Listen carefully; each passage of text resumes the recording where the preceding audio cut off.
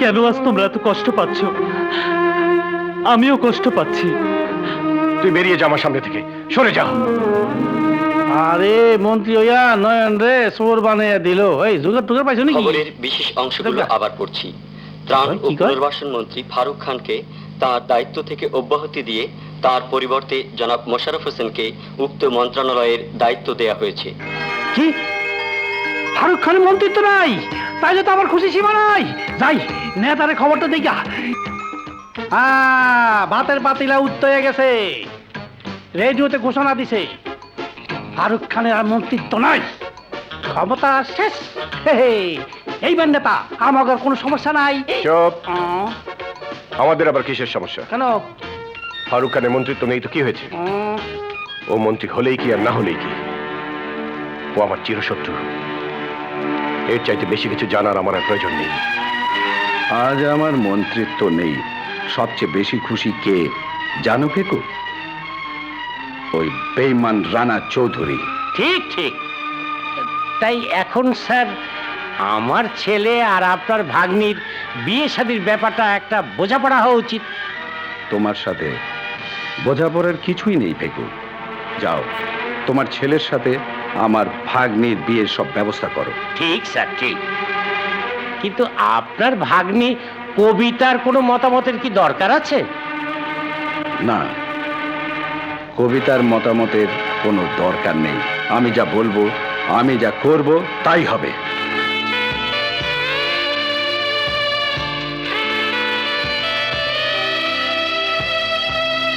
কিন্তু তুই একই করলি, হ্যাঁ? তুই একই করলি। চাচ্ছু, ফারুক খান কবিতাকে বিয়ে দিচ্ছে ওই বদমাশ রাজুর সাথে। এখন আমি কি করতে পারি বল? আমি কি করতে পারি? ঠিক আছে, আমিও ভালো মেয়ে পেলে ওর সাথে তোর বিয়ে দিয়ে দেব। আরে বিয়ে দিবেন মানে? হ্যাঁ, বাটি চালান দিয়া এমন সুন্দর মাইয়া বাইর করুম যে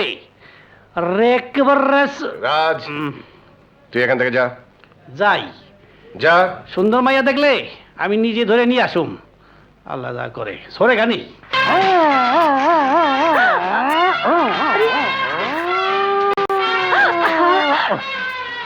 হা করে কোনো লাভ নাই, সব হইল বাটির গুণ। বাটি বড় দুষ্ট, পা থিকা মাথার চুল পর্যন্ত উঠা যায়। পরীক্ষা করে দেখি কলকাতা ঠিক আছে কিনা। কি করছেন? মনে হয় সব ঠিক আছে।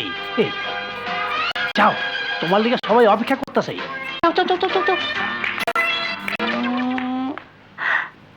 নয়ন। প্রিয়া। আসসালামু আলাইকুম। ওয়ালাইকুম আসসালাম। প্রিয়া, তুমি? রাজু আমার সব শেষ করে দিয়েছে।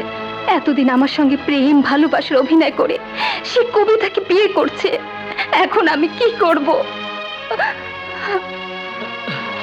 না, এ হতে পারে না। চাচ্ছু, তুমি কিছু বলো। আমি কি বলবো? আমি তো আগেই বলেছি ওই পরিবারের সাথে আমাদের সম্পর্ক কোনোদিন হবে না।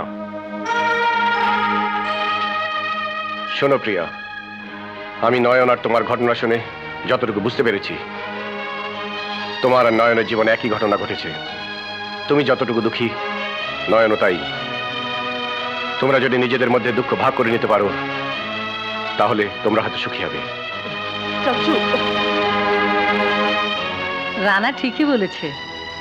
তোমাদের কোনো আপত্তি না থাকলে আমাদেরও কোনো আপত্তি নেই।